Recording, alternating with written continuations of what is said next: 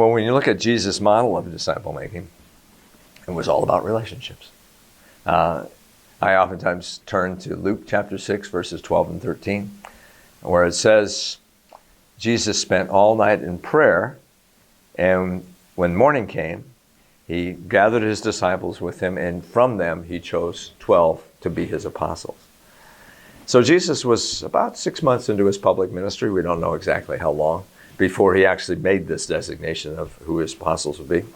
We know he had a larger group following because it says that he publicly chose them, 12 from this larger group. And so Jesus was saying by that and modeling for us that disciples are made in relationship. The way you have influence, Jesus is saying, is you spend deep time with people. Jesus invested so many more hours with the disciples than he did with anything else that he did, because that was the only way to shape them into the persons that they were to become. What was Jesus' goal in all that? What was he trying to accomplish? Well, multiple things, certainly. But some of the main things there are that he was, through his influence, having a chance to teach them, model before them who are to be. But his ultimate goal is clearly stated in John chapter 17, verse 4. He says, I have glorified you, Father, on earth, having completed the work that you have given me to do.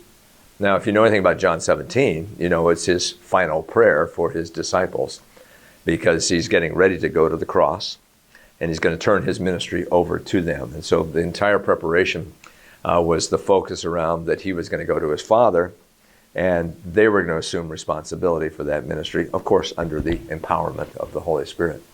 But Jesus says, I have completed the work that you have given me to do. It's a very interesting statement, because that word completed is exactly the same word that Jesus utters on the cross. It is finished.